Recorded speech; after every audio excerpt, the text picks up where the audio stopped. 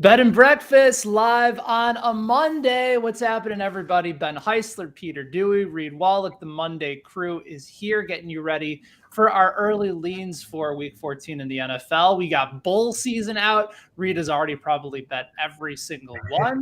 What would you say? It was everyone? Maybe 5, 10, 20 of them? I think there's 42. How many have you bet so far?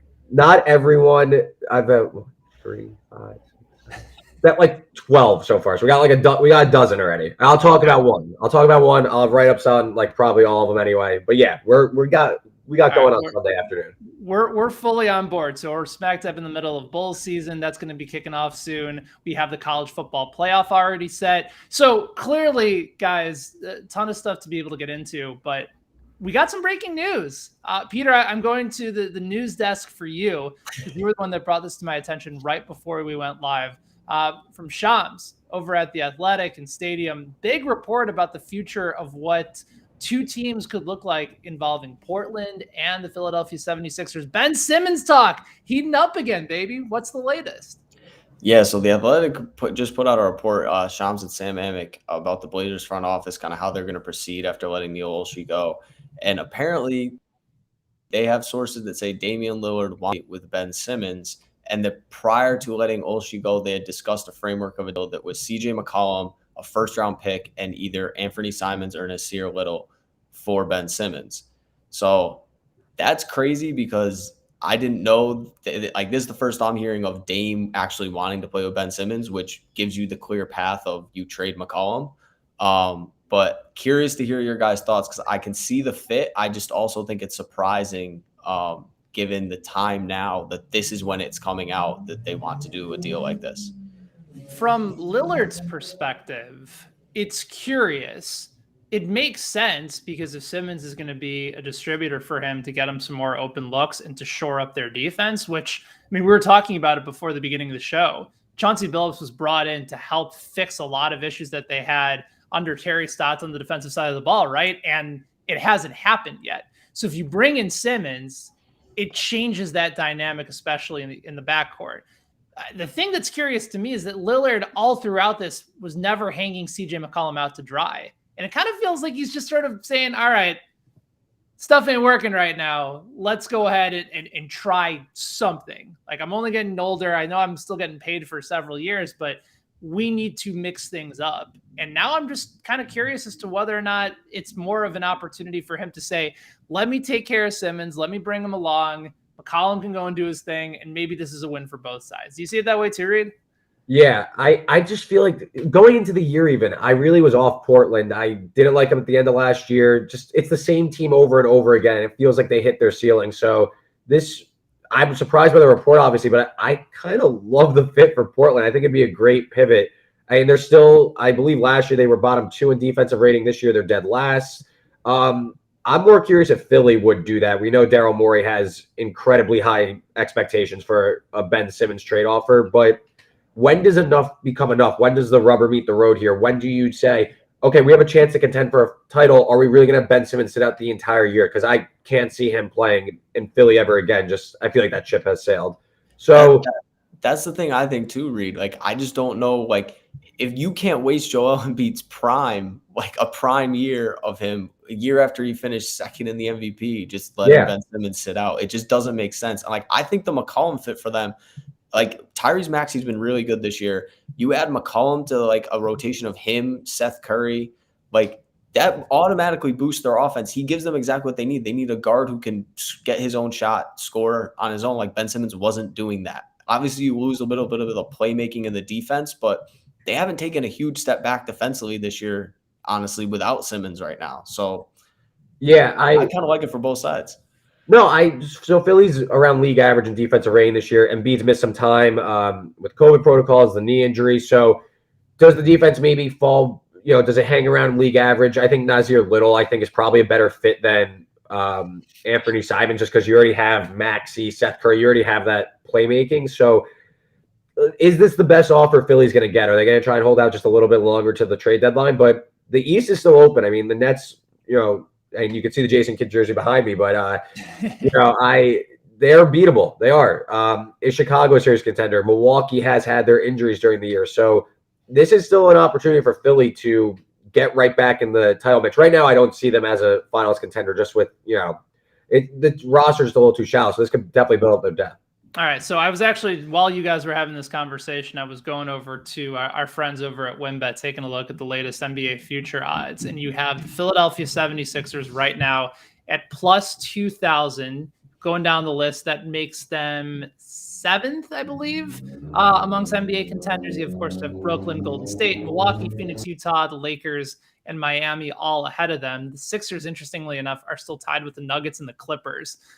Nuggets not looking like a playoff team anytime soon. The Clippers have had all sorts of struggles. Clippers and Blazers, by the way, play tonight over in the late game. If you're looking for some betting angles, we'll, of course, have some for you over at BetSided. But from that standpoint, the Sixers are 20-1, and Portland is 75-1. So it begs for an interesting question. Right now, they are all available at WinBet. But if they make this trade, let's say it is Simmons, young player and a first-round draft pick, or excuse me, McCollum, young player and a first-round draft pick that goes to Philadelphia. Ben Simmons comes to Portland. Do you like either of these teams' futures for a buy low spot at this point? Maybe the Sixers. I definitely don't like Portland. I just don't think Portland, like Reed said, they've run back the same team. Even if you trade for Ben Simmons, I don't think he's a ceiling raiser necessarily for them. I think he raises their floor a little bit just because they'll be a better defensive team. But I don't think they go make a leap where it's like, oh, we have Ben Simmons and now we're a top 4 seed in the West. I think they're still a borderline playoff team at this point, even with him on the roster, just because they can't win games on the road and they don't defend anybody. It's a terrible combination. But for the Sixers, I could see, I think the East is open. Philly did get the 1 seed last year. You add McCollum in, if he ends up being as good of a fit, Joel Embiid's one of probably the 5 to 6 best players in the NBA. I'd take a shot at them at plus 2,000, but I don't know. Either of these teams, it's a little shaky to start the year the way they've played. Yeah, Portland, nothing for me on Portland. That's no thanks. Philly, yeah, and their odds should definitely take a jump up the board a little bit, but I don't know. The defense would probably become a little bit concerning for me without Simmons. Just, McCollum has been targeted in the postseason before. I'd have to see the full package, but I guess Philly if I had to pick, but I kind of agree with everything Peter said. I think you guys are missing out on a golden opportunity where if you jump on it now, and there's still plenty of time. If you're looking at Portland right now, they're the 10 seed. So they'd have a play-in game to head into the NBA playoffs. They're just on the inside. But who impresses you in the West this year? Obviously Golden State. The 2 teams with the best records. In Utah. Very top-heavy. But, Phoenix. This kind of reminds me when the Suns made a move for Chris Paul, and I was able to jump on them at 80-1. Now, it didn't ultimately end up working out, and you guys have heard my hedge story that went horribly, horribly wrong. But purely from a value standpoint, getting them at 75-1 could be really intriguing if they start to get hot. And we've seen multiple seasons where Portland has been one of those teams in the second half of the season that has really picked up steam and have played well in the postseason before finally just settling against a team that's far superior to them. But then maybe it's an opportunity to hedge after that. So I just think purely from a number standpoint, it's less about the team, it's more about the number. With Ben Simmons and Damian Lillard, that's a team that's worth it at 75-1 to me. Do we think Ben Simmons and Dame is a better 1-2 punch than Ben Simmons and Embiid? Because that's where it comes to me. I just think Ben Simmons and Embiid was 2 better players. Embiid's a better player in my opinion right now than Damian Lillard is. I don't think I might be crazy. Yeah, for that they're I think drastically different players at different positions. Yes. You would agree that, and I know we got to get to the best bets and our favorite early lanes, but this is still a fascinating subject here. But you would agree that the Embiid Simmons experiment, yes, they were 2 unbelievable players, but they never ultimately meshed well together because you needed the shooters to be able to space things out. That's why I wonder with Portland, does Ben Simmons, can he coexist with Nurkic, who stretches the floor less than Embiid at the same time? Fair. And you have him, and then yes, you have Norman Powell, Robert Covington can stretch the floor, but where does Ben Simmons fit in outside of as a playmaker? Because unlike Embiid, who can step outside and run a pick and pop or shoot the 3, shoot the mid range, Nurkic is 10 feet and in. That's his game. So I just don't. That would be my biggest concern for Portland offensively. I think they're better defensively, but I don't know. Like if him and Embiid didn't work, I feel like you need a stretch five with Ben Simmons if you're gonna have him on the roster. Fair Also, enough. like the Phoenix, just one more thing. The Phoenix trade for Chris Paul, like to me, Ben Simmons, he has to prove a lot. And I don't know if I'm going to bat for Ben Simmons to do it. I mean, we've just seen it in the postseason. And now where's his head at? Also, I just like if we're comparing him to Phoenix last year where they made that run, that roster is much more well constructed than this Portland roster, especially because they're gonna have to give up assets to go get Ben Simmons. So I'm staying away from Portland, but I do like the trade. I like the idea, and I think that Portland does get marginally better, just not a finals contender. Perfectly fair. All right, plenty of discussion ahead on BetSided for this. We'll continue to keep our eye on the latest futures odds. But let's get into our Week 14 early leans. Of course, we got some early leans for bowl game season as well. All of them were announced last night. WinBet has a bulk of them up. Of course, all the early leans and NFL games are up on WinBet as well. We have them for you over at BetSided. But let's go around the horn here. You got a little bit of mix of NFL games. You got a bowl game. I think it's the Armed Forces Bowl that Reed, you're taking a look at. So let's start with you. Give me your play here with bowl season already. What 8 days away, 9 days away, starting with the Boca Raton Bowl. Beautiful time of year, bowl season. I hit a bunch of openers. You could go check them out. I post them on Twitter already. I'll have write-ups all week. But one that I think is going to keep ticking up is the Army-Missouri line. It already went from 3 to 3.5. And triple option teams, service academy teams thrive in bowl season. I'm going to have a write-up on this during this little time in between the bowls. But simply put, this Missouri defense is not going to be able to stop Army. They are outside the top 120 in defensive rush success. So bottom 10 in the entire country. Now they're going up against an Army team that pretty much only runs. So I really see Missouri not getting any stops in this one. The Army defense is going to be able to do just enough to get stop a pretty below average Missouri offense. So give me Army minus 3.5. I'd play this through 4. That's a really intriguing call, especially playing in the Armed Forces Bowl. So you get the namesake to go along with it for Army. And Mizzou, definitely some disappointing games this year. I was really big, especially being in the area here in Kansas City, on Coach Drinkwitz. And I still think he's going to recruit really well. He already has. But yeah, a bit of a struggle for Mizzou this year to try and get things going. What about you, Pete? I know you're looking towards the NFL with your pick this week to get on board before the Lions move. So who are you taking? Yeah, I'm looking at the Falcons +3 against Carolina. I just don't know. This Panthers team's got a lot going against them right now. They just fired Joe Brady yesterday. Cam Newton did not look good in his last start against the Dolphins, and Christian McCaffrey's out for the year. Panthers are 6-12 all time without McCaffrey, 1-4 this season without him. I just don't really know where this offense goes from here. Obviously, they weren't happy with Joe Brady, but at the same time, I don't really know if it's his fault. They have had horrible quarterback play since week 3. Like Sam Darnold was really, really bad. Cam Newton has not looked good over his last, I think 6 quarters. He's been terrible. So the Panthers just scare me in this spot as a favorite. And Atlanta, I know they've gotten blown out by a couple teams, but when they've played lesser competition, they've hung around in games, and they've also won a few games. It's why they're 5-7. So I'll gladly take them with the points. I wouldn't be surprised if this line actually moves towards them in this game. I don't know how you can back the Panthers right now with all that uncertainty. Yeah, I think both of those injuries that you mentioned are fairly substantial. And the Brady firing was very, very surprising to me, considering all the hype that he had gotten leading up and being a really innovative mind. Like, he can go back and be in contention for any of these college football head coaching openings. And so for him to leave the NFL with Carolina, I don't know if that's a Matt Rule thing, trying to sort of take control over the situation, or maybe they were butting heads a little bit, but it very surprising considering everything that was surrounding him heading into the hire. I still think he's highly regarded in the space. You know, for me, I'm looking at a matchup. You saw the 49ers last week. They look great on offense the first half, and then really both teams were a mess on offense in the second. And I think it was George Kittle postgame that said, yeah, if we don't score any points on the road at Seattle, we're going to lose the game. And sure enough, that's exactly what happened. We've already actually seen a little bit of movement. I think this game opened up with the 49ers at +1. It's since gone down to a pick 'em over at WinBet against the Cincinnati Bengals. You got Joe Burrow hurt. I know Joe Mixon came back in the game, but he's still banged up. 49ers still at one point, their offense was really clicking. They were really running the ball effectively. As you saw in the game from the Chargers, there are ways to pick apart the Bengals defense. They're very Jekyll and Hyde. Some days they're going to be able to completely shut you down, get a lot of pressure on the quarterback. But I don't see that happening, especially with how much better the 49ers offensive line has been playing. I also think you can run on Cincinnati too. Now, traveling west to east, it's not particularly an ideal spot, but the 49ers, like the Chargers, have been those teams that it doesn't really matter for them. And we've talked about this here on the Monday edition of Bet and Breakfast all the time.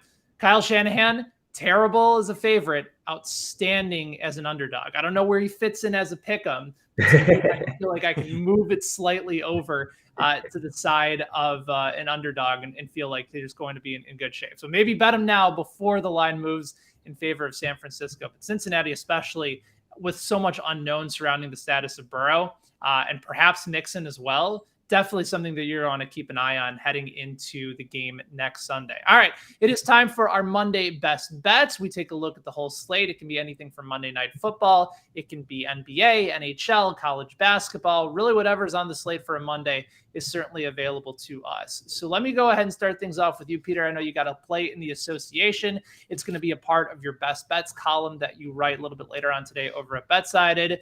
Not a particularly interesting matchup, because the Golden State Warriors are taking on the Orlando Magic. That is not going to go particularly well, I would think, for Orlando, but you got an eye on the total. Yeah, I'm looking at the total. I'm going to play the under 215 in this game. If you look at it, Golden State, number one in defensive rating, number two in offensive rating. Orlando, on the other hand, is really, really bad. 27th in offensive rating, 26th in defensive rating. The Warriors have had a lot of games recently against teams. They played the Pelicans, they played the Pistons that are at the bottom half of the league in both of these stats. And they've continuously played unders in those games because they've held these teams under 100 points. I think that happens again against Orlando today. The Warriors are have hit the under in 16 of their 23 games this year. And on top of that, 6 of their last 9. The reasoning is I genuinely think sportsbooks have them higher totals because they expect the Warriors offense to explode, but I don't think they're factoring in how great this defense has been this year. They've been really, really good.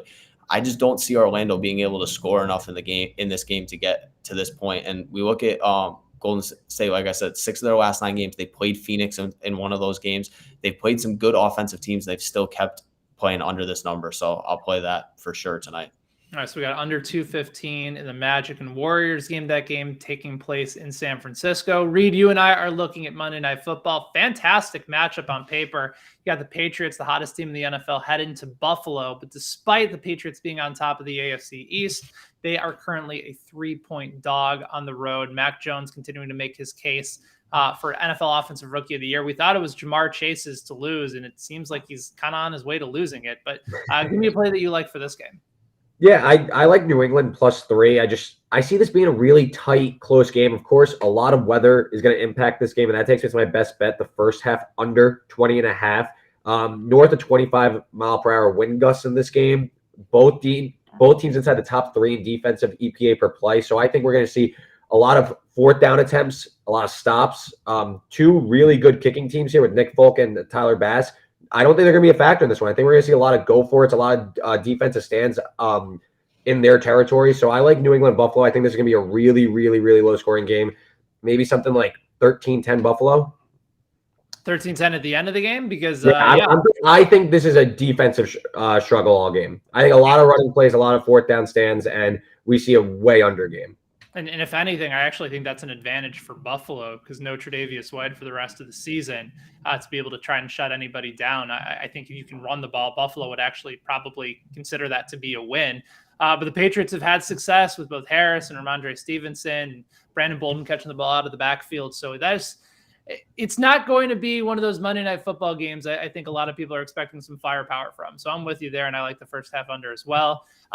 If they are going to go through the air, Mac Jones to Hunter Henry. I think this is my either my third or my fourth anytime touchdown prop bet here on Bet and Breakfast. We can go back and go through the old episodes, but I know a couple of them have hit. But Hunter Henry, the odds just don't add up here. And I know that he's currently questionable for this game. He leads the Patriots in touchdown receptions with 7, and that's 2 more than their second leading receiver, which is Kendrick Bourne, and he caught 2 of those in their previous matchup last week. Hunter Henry, guys, is their red zone offense through the air. He's seen multiple red zone targets in 4 of his last 5 games. Mac Jones is consistently looking his way, especially when they're right by the goal line. And again, you brought up the weather, Reed, the 20-plus wind mile per hour gusts. If anything, that's going to mean Mac Jones is probably going to want to keep the ball in the middle of the field if they're not running. And that's where Hunter Henry tends to run a bulk of his routes, is right in the middle as a deep red zone target. So I think you can do 50-50 balls to him. You can find him in the middle of the field. It just makes more sense, especially with the wind, that you're not going to try and go outside to somebody like Aguilar or Kendrick Bourne.